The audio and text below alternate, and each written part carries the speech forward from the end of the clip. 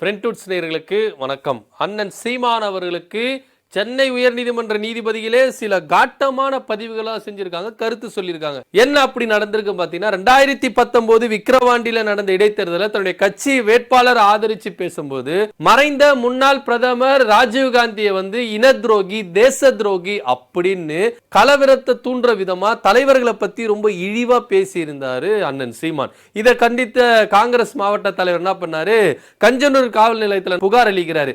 சீமான் இந்த அளவுக்கு கலவரத்தை தூண்டுற விதமா தலைவர்களை ரொம்ப இழிவா பேசுற விதத்துல பேசுறாரு, இவர் மேல வழக்கு பதிவு செய்யணும் அப்படின்னு சொல்லிட்டு வழக்கு பதிவை தாக்கல் செய்யறாரு. அங்க உடனே காவல் நிலையத்துல வழக்கு பதியப்பட்டு இவர் மேல என்ன பண்றாங்க, வழக்கு பதிவு செய்யுது. இதோட விசாரணை விக்கிரவாண்டி நீதிமன்றத்துல நிலுவையில இருக்கு. இதன் மத்தியில சீமான் வழக்கறிஞர் என்ன பண்றாருன்னு பாத்தீங்கன்னா, சென்னை உயர் நீதிமன்றத்துல மனு தாக்கல் பண்றாரு. இந்த வழக்குல இருந்து விடுதலை பண்ணணும், இவர் நேர்ல ஆஜராதுல விலக்கு அளிக்கணும் அப்படின்னு சொல்லிட்டு என்ன பண்றாரு, மனு தாக்கல் பண்றாரு.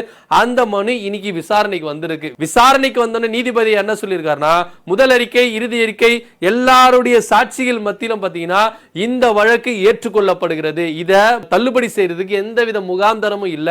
அது மாத்திரம் பத்தாது, இவரை நேர்ல ஆஜராகிறதுக்கு தள்ளி வைக்க முடியாது. இவர் கம்பல்சரி நேர்ல ஆஜராகியே வேணும். அதுக்கப்புறம் இதோட முடிஞ்சுட்டா பரவாயில்ல. அவர் சில கருத்துக்கள் எல்லாம் சொல்லியிருக்காங்க நீதிபதி ஐயா.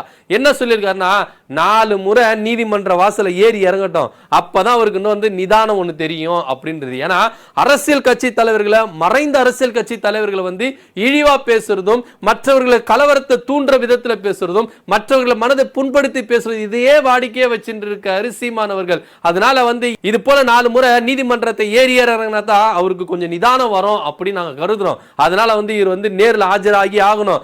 இது மேற்றிருந்து ஒரு வாட்டி கூட அவர் ஆஜராகலன்னா பிடி வாரண்ட் கொடுத்துருவோம், வேற வழியே இல்ல. அது மாத்திரம் இல்ல, உங்க தலைவருக்கு நீங்க போய் அட்வைஸ் பண்ணுங்க, அடுத்தவங்க மனசை புண்படுற மாதிரியும் மறைந்த தலைவர்களையும் அரசியல் கட்சி தலைவர்களையும் நிதானமா பேசணும். அவங்க கருத்து தெரிவிக்கலாம், கருத்து தெரிவிக்க வேணாலும் சொல்லல, ஆனா நிதானத்தோடு தெரிவிக்கணும்.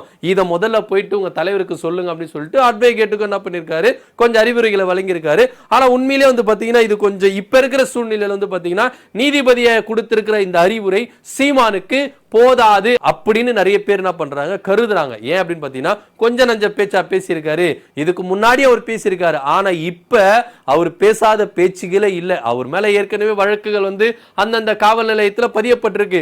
இருந்தாலும் நாளை மறுநாள் வரைக்கும் தான் வெயிட் பண்ணுவாங்க. அதுக்கப்புறம் பாத்தீங்கன்னா ஆட்டம் ஆடுவாங்க, இறங்கி அடிப்பாங்க அப்படின்றதுல எந்தவித மாற்று கருத்து இல்ல. இதற்கு ஒரு முன்னோட்டமா தான் இன்று சென்னை உயர்நீதிமன்ற நீதிபதி ஐயா ஒரு சில பதிவுகளை என்ன பண்ணிருக்காரு, பதிய வச்சிருக்காரு. இது அரசியல் களத்தில் ரொம்பவே உற்று நோக்கப்படுது. ஏன்னா நீதிபதியா சொல்றதுல சும்மாலாம் சொல்ல மாட்டாங்க. ஏன்னா அவங்க சாட்சிகளின்படி, சட்டத்தின்படி என்ன பண்றவங்க, நடக்கிறவங்க. அதனால அவங்களுக்கே இந்த அளவுக்கு ஒரு யோசனை வந்திருக்குன்னா, அப்ப எந்த அளவுக்கு சீமான் பேசி இருப்பாரு, எந்த அளவுக்கு அவருடைய நடவடிக்கைகளை உன்னிப்பா கவனிச்சிருப்பாங்க அப்படின்ற பாருங்களேன்.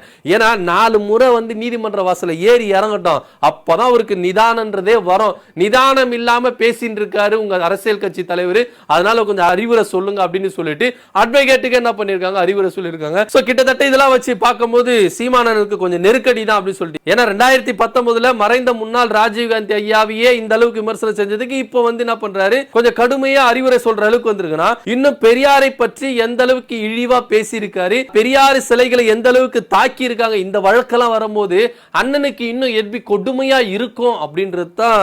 ஒருவேளை அவர் ஹைகோர்ட்ல என்ன பண்ணும், தனக்குன்னு ஒரு ரூம் கொடுத்துருங்க அப்படின்னு தான் போயணும். ஏன்னா வீட்டுல இருந்து ஹைகோர்ட், ஹைகோர்ட்ல இருந்து வீடு, இப்படியே நடந்துட்டு இருக்க முடியாது இல்லையா. இல்ல கட்டி ஹைகோர்ட் பக்கத்துல எதுனா ஒரு லாட்ஜியோ இல்ல ரூம் எடுத்து அவர் அண்ணன் அங்கேயே தங்கி இருக்கணும். ஏன்னா எப்போனாலும் கூப்பிடுவாங்க வழக்குக்கு வாங்கன்னு. ஏன்னா அந்த அளவுக்கு அண்ணன் மேல வழக்கு குவிஞ்சி மேட்டே இருக்கு. எப்படி இதுல விடுதலை ஆக போறாரு, என்ன செய்ய போறாரு அப்படின்றதுதான் ரொம்ப குழப்பமா இருக்கு. ஏன்னா அண்ணன் என்ன பண்ணிருக்காருன்னா, சாட்சிகள் எல்லாம் நான் நீதிமன்றத்துல நான் கொடுப்பேன் அப்படின்ற மாதிரி சொல்லிருக்கு. ஆனா அண்ணங்கிட்ட ஒரு ஸ்பெஷலிஸ்ட் இருக்கு. என்ன தெரியுமா, அவருக்கு எதனா ஒரு நெருக்கடி வரும்போது ஐயா சாமி அப்படின்னு என்ன பண்ணுவாரு, விழுந்துருவாரு. கோர்ட்ல போய் என்ன பண்ணுவாரு, மன்னிப்பு கேட்டுறேன், பொது மன்னிப்பு கேட்கிறேன் அப்படின்ற மாதிரிலாம் ஒரு விழுந்துருவாரு. அவருடைய வரலாறுகள்லாம் வேற, அது ஒரு புறம் இருக்கட்டும். ஆனா இருந்தாலும் பெரியாரை பற்றிய வழக்குகள் விசாரணைக்கு வரும்போது அண்ணனுக்கு எந்த திசையிலிருந்து எப்படி விழுமேன்னு தெரியாது, எந்த நீதிபதி ஐயா எப்படி சொல்லுவாங்களே அப்படின்றது ஒண்ணு தெரியாது. குறிப்பா பாத்தீங்கன்னா, அண்ணன் நீங்க என்ன பண்ணுங்க, ஹைகோர்ட் பக்கத்துல எதனா ரூமுக்கு எடுத்து என்ன பண்ணுங்க, அங்கேயே தங்கிடுங்க. ஏன்னா ஒவ்வொரு வாட்டி நீங்க வீட்டுல இருந்து வர முடியாது. எந்த டைம்ல எந்த கோர்ட்ல இருந்து யாரு கேஸ் கொடுத்தாங்க, அவங்க கேஸ் ஹியரிங் வருது வாங்க அப்படின்னு சொல்லுவாங்க. ஏன்னா ராஜீவ் காந்தி ஐயா பேசுனதுக்கே 4 முறை நீதிமன்ற வாசல ஏறி இறங்க, அப்பதான் உங்களுக்கு நிதானம் வரும் அப்படின்னு சொல்லியிருக்காங்க. பெரியார் ஐயா விஷயத்துல நீங்க கொஞ்சம் நெஞ்சமா பேசி பேசுறீங்க, கொஞ்சம் நெஞ்சமா செயல்பட்டீங்க அப்படின்றத கொஞ்சம் யோசித்து பாருங்க. சோ இதை பத்தி உங்களோட கருத்து என்ன அப்படின்றத கீழே கமெண்ட் பண்ணுங்க. நன்றி, வணக்கம்.